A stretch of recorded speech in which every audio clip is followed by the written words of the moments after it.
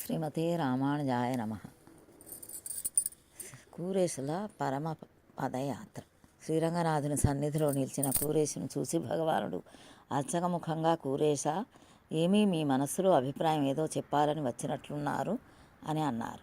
కూరేశులప్పుడు ఒక శ్లోకాన్ని విన్నపించి చాలా ఆర్ద్రంగా శ్రీరంగనాథుని మనస్సు కరిగే రీతిలో ఉపన్యసించగా శ్రీరంగనాథులు చాలా ఆనందపడి, మీకు అవశ్యమైన దాన్ని అంతటినీ ఇస్తాను, ఏం కావాలో అడగండి అని అన్నారు.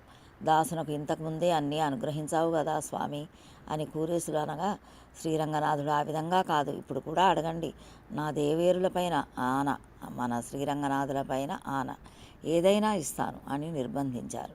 కూరేశులు ఇక ఈ లోకంలో జీవించి ఉండలేను, ముక్తిని ప్రసాదించి పరమపదానికి తీసుకుని పొమ్మని ప్రార్థించారు. శ్రీరంగనాథుడు వారి వేడుకలను విని, అయ్యో, కూరేశులను ఇక విశ్లేషించవలసి వస్తున్నదే అని చాలా బాధపడి, ఈ వరాన్ని తప్ప మరేదైనా కోరండి అని అన్నారు.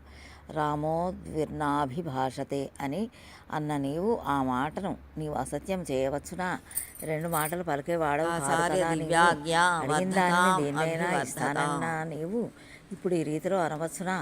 దాసుడు ప్రార్థించిన దానిని ప్రసాదించు అని కూరేశులు మళ్ళీ ప్రార్థించారు.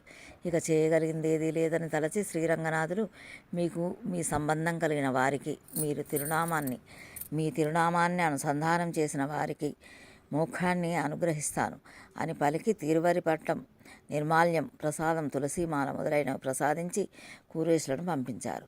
శ్రీమతే రామానుజాయ నమ. శ్రీమన్నారాయణ రామానుజయతిభ్యో నమ. ఓం అస్మద్గురుభ్యో నమ. జై శ్రీమన్నారాయణ.